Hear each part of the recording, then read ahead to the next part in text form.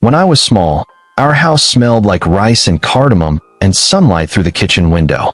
My mother hummed as she cooked. My father came home tired, laughing at some small thing from work. We were not rich, but we had everything that mattered: each other. Years later, I would learn how quickly everything anyone calls life can be taken. Her name was Rosa. She worked for my family from the time I was 7. She cleaned, she cooked, she watched me when my parents went out. She had a way of folding the napkins that made my mother smile, and she knew every corner of our house like it was her own. On the surface, she was ordinary, friendly, careful with the silver. She laughed at my jokes and sang softly while sweeping the courtyard. No one ever suspected that ordinary could carry a dark plan. One evening, after a busy day, my parents invited Rosa to sit for tea. They joked about future plans, about the small house my father wanted to buy. Rosa smiled and accepted. The kettle hissed. The light in the living room was warm. That night, when the house went quiet, the world shifted. I was asleep in my room. I remember fragments: a low muffled voice, the creak of a door, the sound of a scuffle that rabbit-footed under my bed like a bad dream. In the morning, my world had a different shape. My parents did not wake me for breakfast. The house smelled different. The silence felt heavy. Rosa stood in the courtyard, hands trembling. Her face was pale. She said she had called a doctor. She said she had tried everything. People came. Neighbors whispered. Someone called the police. They told a story then. A story that would become the first sting of betrayal. They said it was an accident. They said my parents had fallen asleep with a heater and it had gone wrong. They wrapped my world in words meant to soothe, but I could tell the words were thin. I asked Rosa what happened. She put a hand on my head and said the right things. She told me to be brave. I trusted her because she had always been with us. I had no reason yet to tremble. But the truth has a way of slipping out when people do what fear makes them do.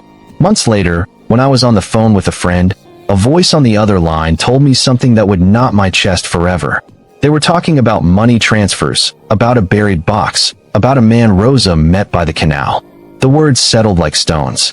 I went to the places children are not supposed to go, to the storage room behind the garden, to the old iron box under the loose floorboard. I found a receipt, a name I recognized, a little envelope with numbers in someone else's handwriting. The pieces clicked into a pattern I could no longer ignore. Rosa had not found my parents dead and cried over them. She had taken their life and their savings. She had taken the only sure world I had known and turned it into a secret for sale. The anger that grew then was not a child's blind rage. It was a slow, steady fire that fed on every lie I was told afterward. The neighbors' sympathy felt like a mask.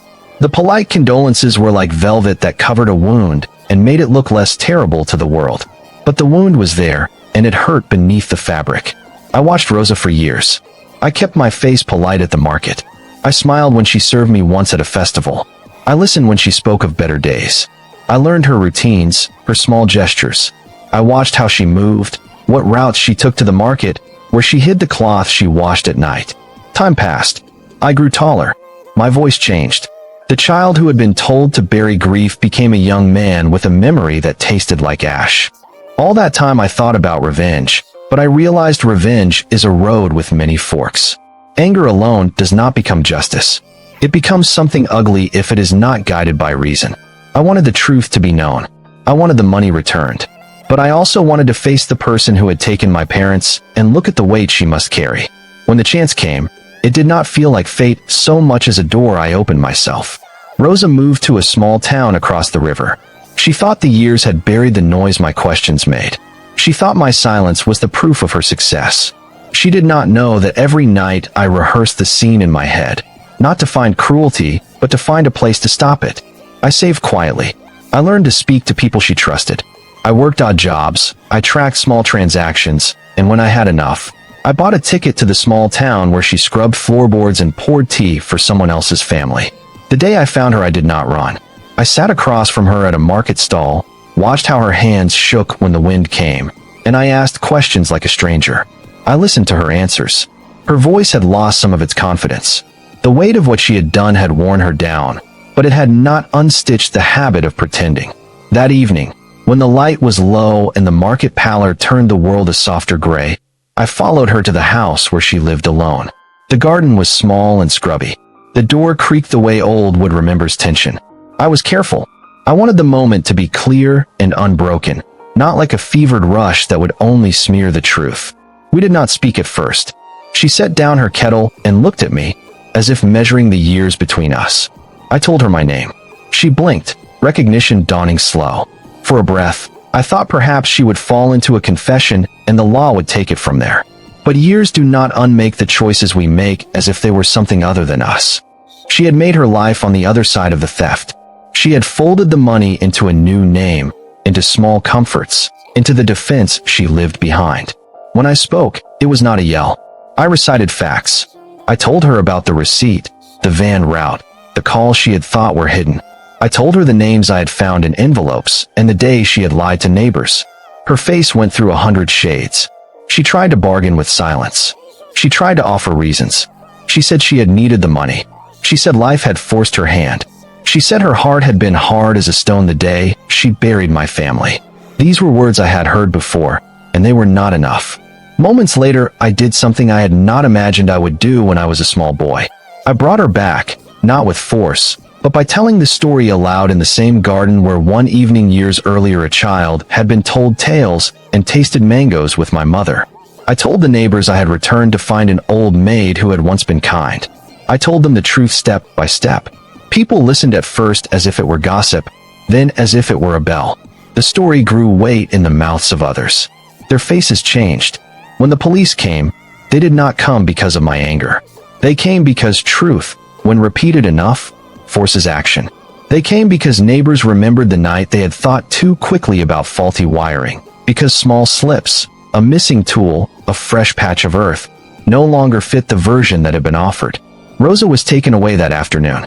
She cried then, for the first time in years, not because she had been caught, but because the life she had built on a lie had come apart. I watched her face sink as if into water. I do not tell you this to make myself a hero. I tell you this because some injustices can be fought only by patient light, by remembering names, by saving tiny receipts, by asking the small questions that look foolish until the net tightens. Later, when everything had been said and the court had its word, I visited the garden where my parents had been buried. I knelt and spoke to the air like the small child I had been. I told them I had not forgotten. I told them their son had tried to make what was broken right. I cried then, not only for what had been taken, but for the years of silence and the things I could not bring back. The tears were not a victory. They were a release. People asked me if I felt better. I told them justice had arrived, but the empty chair at our table remained. This story is for anyone who has waited in silence, and for anyone who believes that small truths, repeated carefully, can topple the largest lies. Keep your receipts. Keep your memories. Tell what you know when you are strong enough to speak. Tell this story so others learn that even the people who live inside your home can betray you, and that sometimes the slow building of truth is the only weapon left to the ones who survive. Thanks for watching and listening. Don't miss to subscribe this channel.